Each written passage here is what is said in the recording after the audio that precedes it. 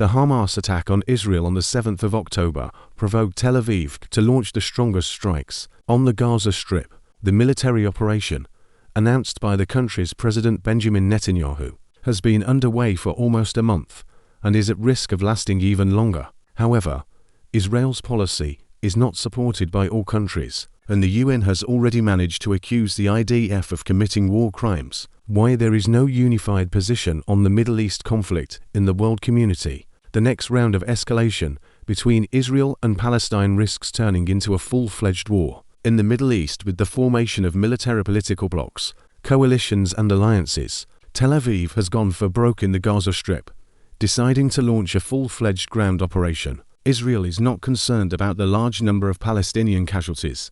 The IDF calls them a tragedy of war and justifies them by military necessity. Even the Ukrainian crisis has failed to divide Western countries the way the Middle East conflict has done. Large-scale demonstrations in the European Union in support of Palestine clearly show that not everything is so unambiguous. The views of politicians and European residents on the events in Gaza differ significantly. Which countries supported Israel? From the very beginning of the conflict on the 7th of October, a number of countries have supported Tel Aviv. Thus, the United States of America expressed full support for Israel's actions. The U.S. administration condemned the shelling of the country's territory and expressed condolences. The U.S. unequivocally condemns unprovoked attacks by Hamas terrorists on Israeli civilians. Terrorism can never be justified. We stand firmly with the government and people of Israel and express our condolences for the loss of Israeli lives in these attacks.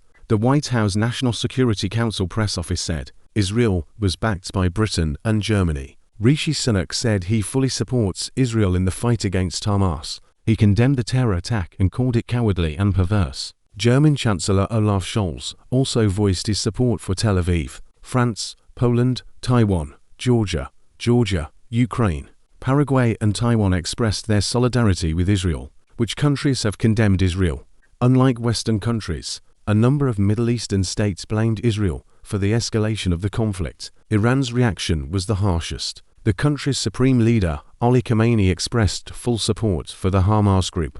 We kiss the hands of all those who planned the attack on the Zionist regime. The devastating disaster has destroyed critical infrastructure that will not be easy to rebuild. The Zionist regime's actions are to blame for this catastrophe, Khamenei said. Syria also expressed support for Palestine.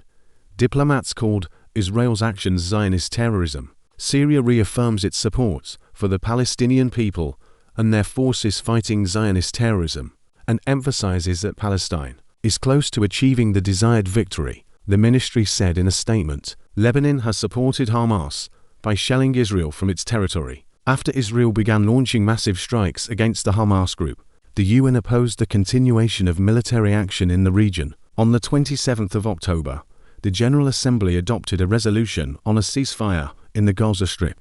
There were 120 countries in favor of de-escalation, 14 against and 45 abstained. Ravina Shamdasani, spokeswoman for the Office of the UN High Commissioner for Human Rights, accused Israel of committing war crimes. The collective punishment of the people of Gaza, the deprivation of basic goods, electricity and water, and the bombing of densely populated areas are war crimes under international humanitarian law. She said, among the countries that have not supported Hamas directly but have blamed Israel for the escalation are Iraq, Kuwait, Oman, Qatar and Saudi Arabia. Some states have chosen to cut diplomatic relations with Israel. On the 31st of October, Bolivia severed diplomatic relations with Tel Aviv because of crimes against humanity in the Gaza Strip. On the 1st of November, the presidents of Chile and Colombia announced the withdrawal of their ambassadors. The Jordanian Foreign Ministry decided not to return its ambassador to Israel. Chilean President Gabriel Boric wrote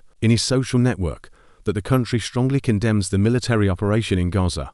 The head of Colombia called what is happening a massacre of the Palestinian people who abstained. Not all countries rush to choose the side of confrontation in the Middle East conflict. Thus, Russia takes an equidistant position and declares the need for a ceasefire in the region.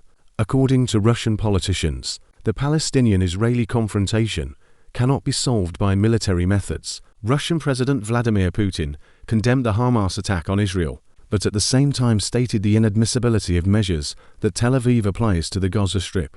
The head of state believes that only the creation of an independent Palestinian state can remedy the situation. We proceed from the irreversibility of a negotiated solution to the Palestinian-Israeli conflict. Their goal should be the implementation of the United Nations two-state formula, which implies the creation of an independent Palestinian state with East Jerusalem as its capital. Putin said. The Chinese leadership holds a similar view. China is concerned about the escalation in the Middle East, but only peaceful negotiations can be the only way out of the situation, the foreign ministry said. The main way out of the conflict is to implement the decision to create two states and establish an independent state of Palestine, the Chinese foreign ministry said.